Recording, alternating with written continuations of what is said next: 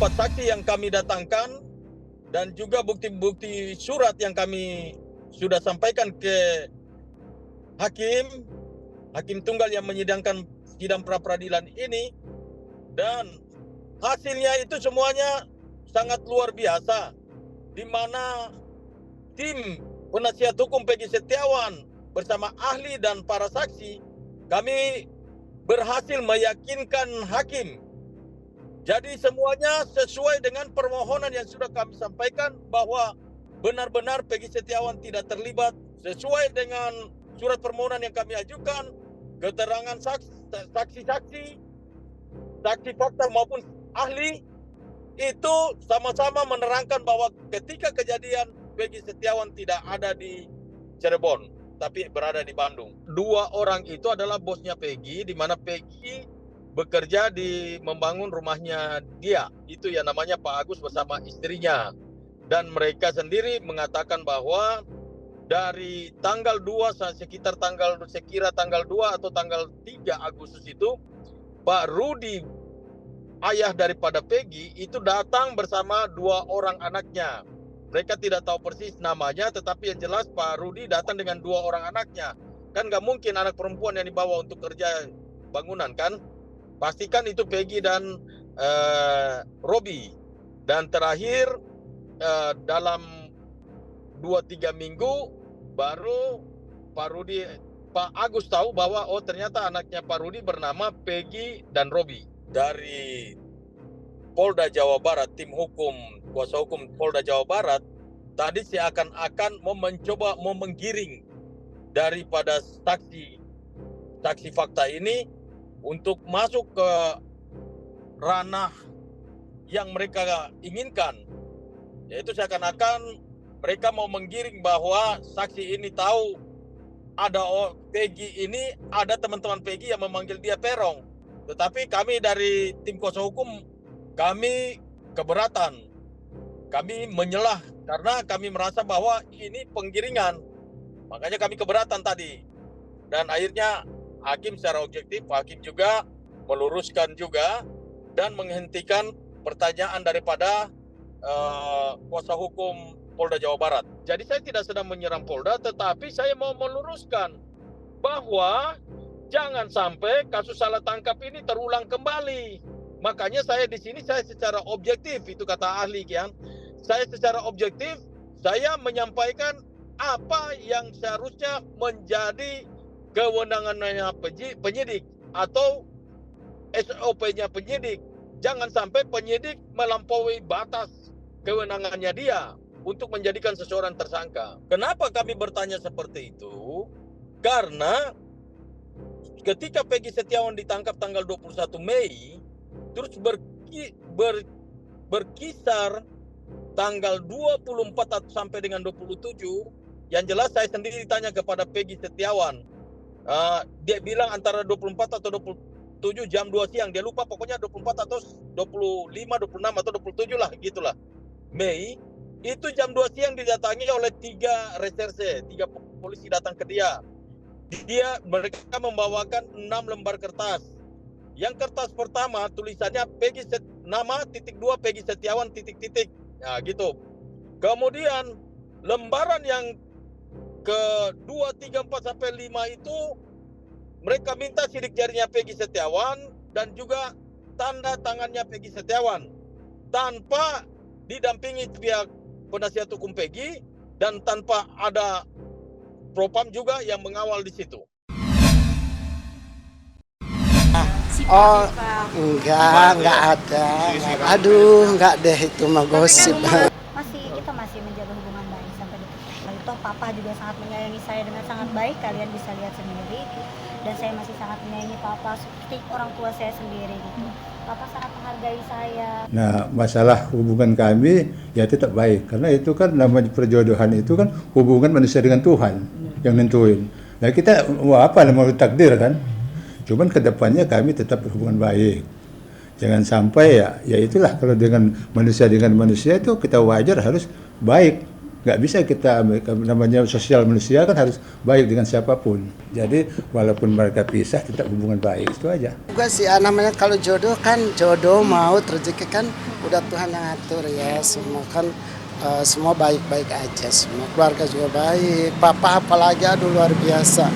Papa tuh orangnya benar-benar orang tua yang salut aja juga. Komunikasi sama Masih tetap ayah, masih tetap sama papa, sering juga teleponan, papa sehat, ya ayah juga sehat alhamdulillah. Itu pun saya sudah panggil mereka itu, ya bapaknya, ibunya, saya, ya kita sudah ketemu. Jadi hubungan kita ya namanya jodoh, itu kan di tangan Tuhan. Saya panggil, ketemu ya kita ketemu langsung sama bapaknya, ya, istilahnya ya keluarga lah. Jadi jelas kan nggak ini. Ngikut aja biasa aja ya. Kita sih apapun istilahnya kemauan putra saya mereka ngikut.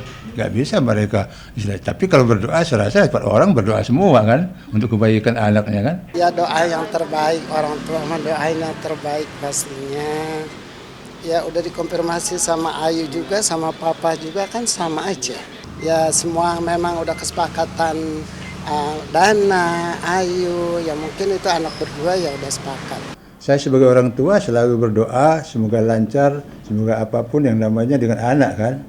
Nah ternyata ya memang istilahnya katakanlah kandas kan istilahnya nggak jadi kan alisnya gitu. Tapi ini nggak masalah. Saya memetik daripada hikmahnya. Mungkin saja doa-doa kami ini terkabul juga. Karena yang namanya istilahnya nggak jadi ini belum tentu tidak baik. Malah mungkin baik bagi si Ayu juga. Baik juga bagi putra saya kan. Dengan adanya nggak berlanjut ini kan. Nah itu kan karena di tangan Tuhan semua. Mungkin emang udah yang terbaik gitu ya buat saya dan juga Bilqis. Jadi menurut saya apa ya? Karena Allah ngejaga saya dan juga Bilqis gitu ya, saking sayangnya Allah sama saya dan Bilqis ya mungkin ini sudah jadi yang terbaik. Oh tidak dong, nggak boleh dong. Ini kan sudah jalannya Allah. Jadi ke depannya kita nggak pasti ada rencana yang lebih baik yang Allah kasih buat saya dan juga Bilqis. Saya percaya itu.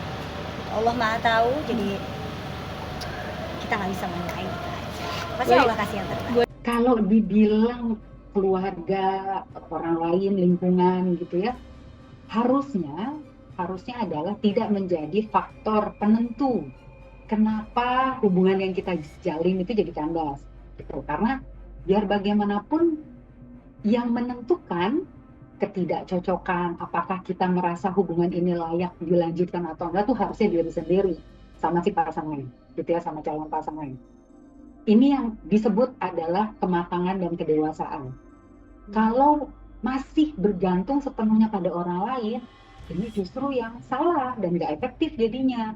Masa sih hubungan lalu bergantung sama orang lain? Kalau orang lain bilang lanjut gitu kan. Orang lain bilang udahan aja ya kan, bahaya dong kalau kayak gitu. Jadi ada baiknya justru diri sendiri yang harus betul-betul punya pemahaman yang baik, memahami, mengenali betul-betul paham bahwa hubungan ini layak atau enggak untuk aku gitu.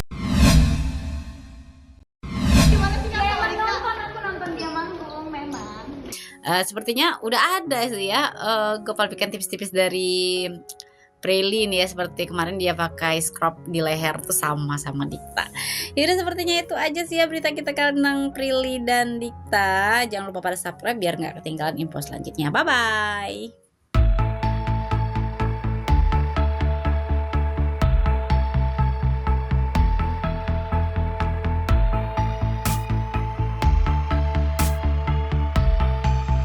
Siapa sih perempuan yang nggak mau bersanding sama Mas Dikta?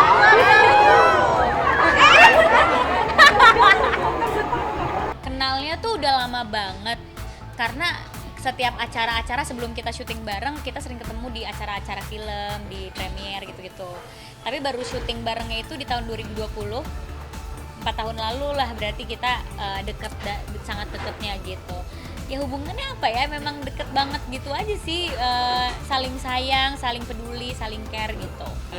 Masuk aja, karena kriteria aku tuh yang penting pintar, bisa diajak berdiskusi, terus sejalan gitu, nggak takut sama cewek yang mandiri, nggak masalah gitu. Kita sebenarnya dipertemukan di series, terus belum ada project bareng lagi, jadi doain aja semoga bisa ada project bareng.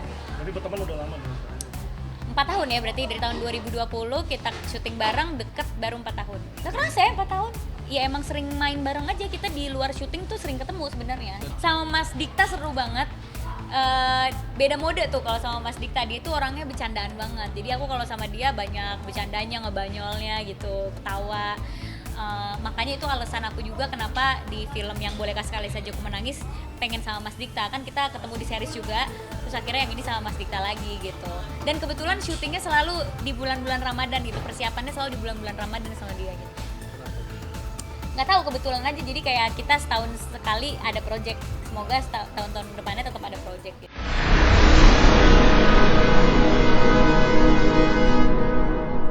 Jadi jangan lupa untuk subscribe Cumi Cumi. Ditekan ya tombol lonceng merahnya.